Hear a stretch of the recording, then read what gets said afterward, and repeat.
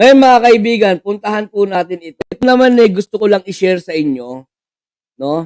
Gusto ko lang i-share sa inyo mga kaibigan dahil sa mula po sa sandaling ito ay 11 buwan na lamang mga kaibigan ang nalalabi at pagkatapos ay magkakaroon na ng midterm, no? Midterm election, no mga kaibigan. At yun nga, gaya ng alam natin, marami ang mga re-electionist, lalo-lalo na sa Senado, 'di ba? Marami mga re-electionist, marami siguro hindi pa na-satisfied, hindi pa na-satisfied doon sa nilang mga gusto kaya sila tumakbo bilang mga opisyal ng gobyerno, 'di ba? Mga re-electionist pa sila. Pero gusto kong bigyan ng gamitin ang channel na ito mga kaibigan at kunin ng pagkakataon na i-share lamang sa inyo yung aking mga nakita at naman no mga kaibigan bilang bahagi na rin po ng pagpo-promote, no? Ng pagpo-promote at pagbubukas ng kaisipan ng mamamayang Pilipino na maging talino po tayo sa pagpili ng ating mga ihahalal na mga manliligaw sa atin sa panahon ng kampanyahan, lalong-lalo na po sa 2025, no mga kaibigan. Eto mga kaibigan, total ay trending naman, no? Trending din naman ang usapin tungkol doon sa Pogo, 'di ba? Yung sa Pogo, no mga kaibigan, na itong Pogo na ito ay talagang lumakas, 'di ba? Lumakas, nakapasok sa Pilipinas sa panahon ng Duterte administration, mga kaibigan. And sabi niya ay malaki ay tutulong, may mga nabibigyan ng trabaho, 'di ba mga kaibigan? Kaya lang ang aking mga kaibigan, wag po tayong tumingin doon sa may naitutulong, 'di ba?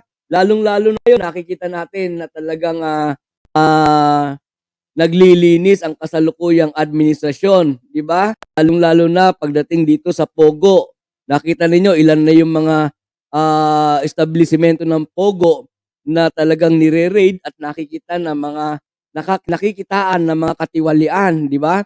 At ilan na rin yung mga government official na sinususpinde, pinapatawan ng mga parusa, mga miyembro ng mga kapulisan na lisan na po ng kanilang kumbaga sinususpindi na sa kanilang pagiging mga pulis dahil nagkaroon ng kaugnayan diyan sa Pogo, 'di ba? Pero ang tanong kaibigan, ang tanong natin ito, bakit lumakas ang Pogo?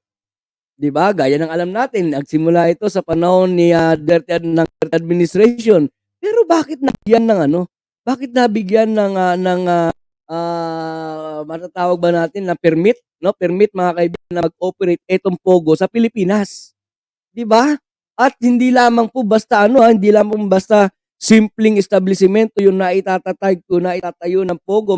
Kumbaga, napakalalaki, kompleto. 'Di ba? Kompleto, may spa, may sugalan, lahat na doon. Sabihin nga, 'di ba? Name it and they have it, no mga kaibigan. Ngayon, eto mga kaibigan, may nagpasa po sa atin nitong screenshot na ito. Pakita ko lamang sa inyo mga kaibigan. Ito ay noong 2019, no? Yan, 2019 mga kaibigan. Sabi rito, galing po ito sa Impact Leadership o InTouch 2029, no mga Impact 2029. Senators who voted in favor of legalizing Pogos. So ito mga kaibigan, ipinakita dito yung mga senator na bumoto in favor of legalizing Pogos, no? Sabi rito, the Senate version of the bill was authored by Senator Ralph Recto, Senator Amy Marcos, and Senator Pia Cayetano, with Cayetano as the sponsor, no? At yung mga against naman mga kaibigan, yan, nandiyan Senator Franklin Drilon, Risa Hontiveros, Kiko Pangilinan, sila naman yung mga bumoto against the Pogo. Ngayon, alamin natin sino-sino yung mga senator noong 2019 mga kaibigan, no? Na bumoto in favor of legalizing pogos.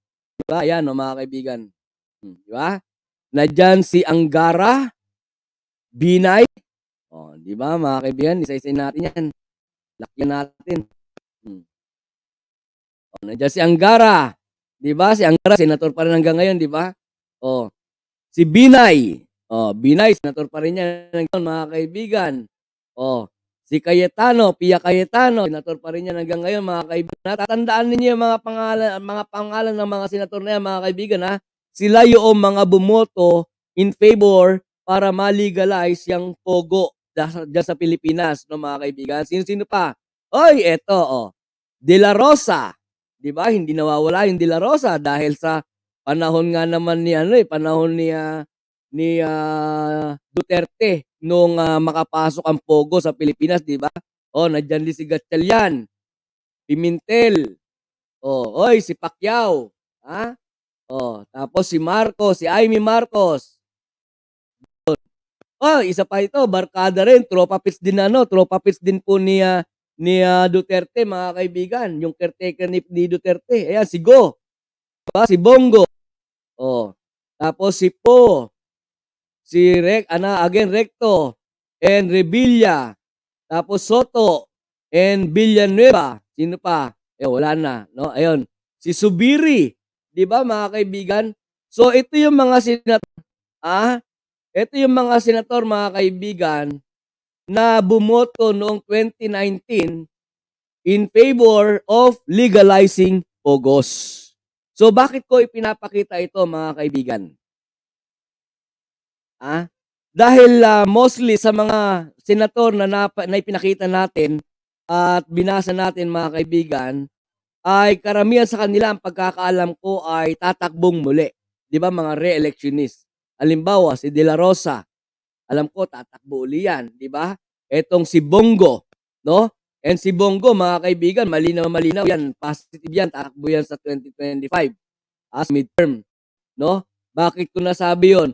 Ngayon pa lang 'di ba? Ngayon pa lamang mga kaibigan, ngayon pa lamang ay talagang advance na yung kanyang pangangampanya. And kung di ako nagkakamali mga kaibigan, masyadong gamit na gamit yung grupo nila or yung NGO nila, no? Tupad ba yun mga kaibigan? Correct me if I'm wrong, no? Yung Tupad, di ba? Gamit na gamit ni Bongo. Sinasabi pa niya na yung ginagamit daw na pondo para tulungan yung mga kapuspalad natin na mga mahihirap ay galing daw po sa pondo mismo ng butihing senator na ito na si Bongo mga kaibigan. Anong panahon pa lang ngayon? June pa lang ngayon, 2024. 11 buwan pa bago Mayo 2025. Diba? Ang haba ng panahon na ginagamit nitong si Bongo para niya. Diba mga kaibigan? So tandaan ninyo ha, sila yung mga kasama na lumagda, bumoto para ma-legalize yung sa Pilipinas, no mga kaibigan? So, alam nyo na yon, di ba? Yung pogo, ano yan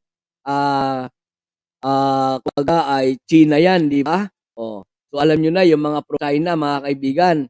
Ito, si Senator Amy Marcos, author pala ito. Author pala siya doon sa tungkol sa pogo, mga kaibigan. And I'm not sure kung tatakbong muli itong si Amy Marcos mga kaibigan, ano, hindi ko sure yan pero alam ko last term na po niya sa Senado. I think tatakbo ito sa ibang posisyon naman, no mga kaibigan. Alam niyo na. Ito si Manny Pacquiao, di ba? Manny Pacquiao, I think ay ang balita ko diyan ay nakikipagmagandahang loob ngayon kay PBBM, no? Dahil maugong na ito ay tatakbong muli, babalik sa Senado. Alam nyo na mga kaibigan binibigyan ko lamang kayo ng mga additional information na makatulong sa inyo para makapagpasya. Si Pimentel, wala yan. Gatchalian, di ba? Ito si De La Rosa. Mga kaibigan kamusta na nga po pala yung PIDEA leak? Wala na tayong balita sa PDEA leak, mga kaibigan. 'Di ba?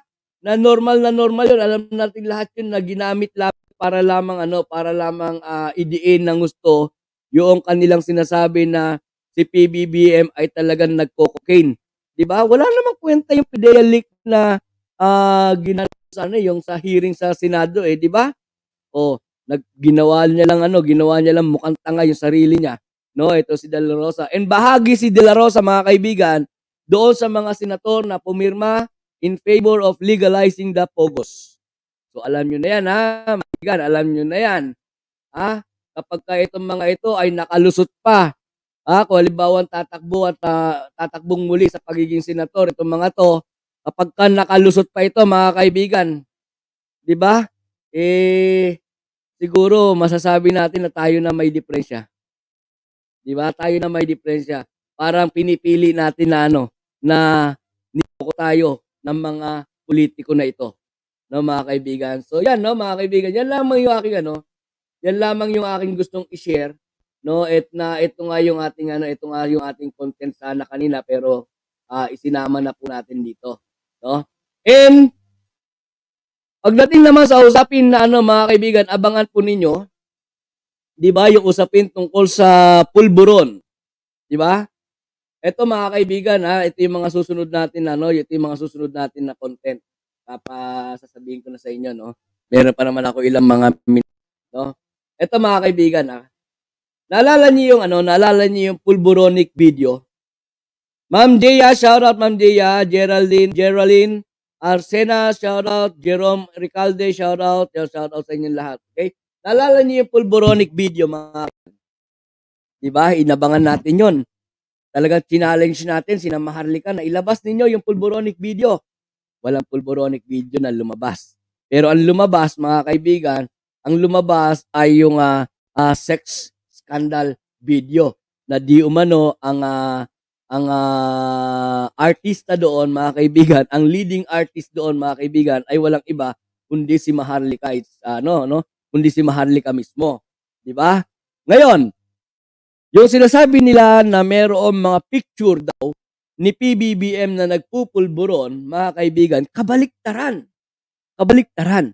Dahil meron po tayong nakita ngayon na picture na nagpupulburon, mga kaibigan, pero ito ay galing po sa ito ay isang taga Davao, no? Taga Davao na matapang, mautog na nagsasalita ng pag-alipusta kay PBBM.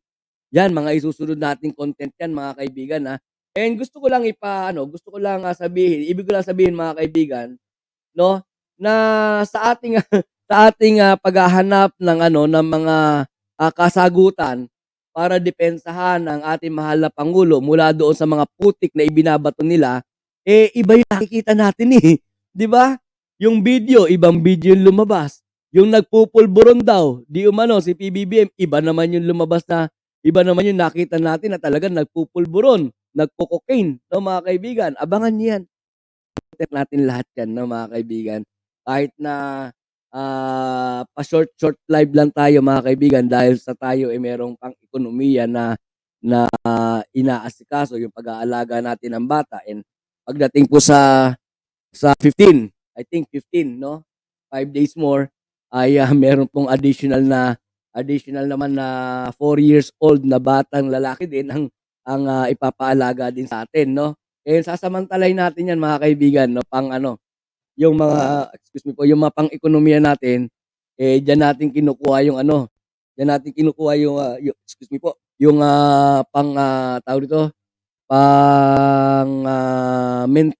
maintain ng ating StreamYard at saka yung ating internet, no? Dahil yung pang-maintain sa internet at saka sa StreamYard, mga kaibigan, hindi naman natin pwedeng kuhanin sa sweldo natin kay YouTube, no? Dahil noong nakaraang buwan wala tayong sinweldo, ngayon etong buwan na to, itong 21 to 26, mga kaibigan, susweldo tayo kay YouTube $114. Di ba? Oo. Pero sabi nga sa inyo, hindi tayo after do sa kung ano yung ibinibigay sa atin ni YouTube, no? Kundi ang atin lang, mga kaibigan, ay yung makapag silbi tayo sa tao yan, no? Makatulong tayo sa pagbibigay ng tamang impormasyon at pagbibigay ng mga tamang balita, no, mga kaibigan, gamit yung ating maliit na channel, no? So, pagpasensyahan niyo na po kung itong mga susunod na araw ay short live lang po tayo. Sana walang magbabanggit ng bitin, ha? Bitin! No? Talagang ano, mga kaibigan, sadya po talaga na mabibitin tayo ngayon sa ating mga ginagawang live, no? Dahil sa meron po tayong pang-ekonomiya, ano, mga kaibigan.